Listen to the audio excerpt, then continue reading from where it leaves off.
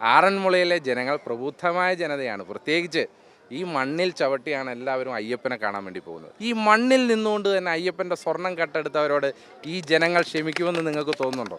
ഒരിക്കലും ക്ഷമിക്കില്ല. ശബരിമലയോട് LDF കാട്ടിയ അക്രമങ്ങൾ തെരഞ്ഞെടുപ്പിൽ പ്രതിഫലിക്കുമെന്ന് ആറന്മുളയിലെ കോൺഗ്രസ് സ്ഥാനാർത്ഥി അബിൻ വർക്കി. ആറന്മുളയിലെ ജനങ്ങൾ UDF-നൊപ്പം നിൽക്കും. കോൺഗ്രസിലെ വിവാദങ്ങളെല്ലാം അടങ്ങിയെന്നും അബിൻ പത്തനംതിട്ടയിൽ പറഞ്ഞു. സ്ഥാനാർത്ഥി നിർണയം കോൺഗ്രസ് ഹൈക്കമാൻഡ് എല്ലാ ഘടകങ്ങളും പരിശോധിച്ച് ഇന്ന് നടത്തി കഴിഞ്ഞു. അതുകൊണ്ട് തന്നെ ഇനി ആ കാര്യങ്ങളിൽ ഒന്നും തന്നെ വേറെ വ്യക്തത കുറവൊന്നുമില്ല. ആറന്മുളയിൽ 100% ഐക്യജനാധിപത്യ മുന്നണിയുടെ വിജയമുണ്ടാകുമെന്നുള്ള കാര്യത്തിൽ ഒരു സംശയം വേണ്ട.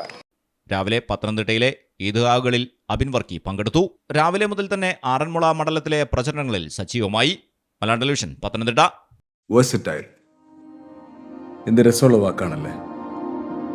ഒരുപക്ഷെ ഓരോ ആക്ടറും കേൾക്കാൻ കൊതിക്കുന്ന വിശേഷം.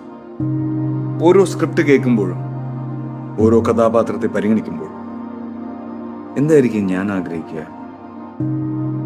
ഇത് ഡിഫറെൻ്റ് ആയിരിക്കണം, എനിക്ക് മാത്രം ചേരുന്ന ഒന്നാവണം, എന്തെങ്കിലുമൊക്കെ പുതുമ വേണം, ആളുകൾക്ക് ഇഷ്ടമാവണം, ലോകം പറയണം വാവ് versatile, something never seen before.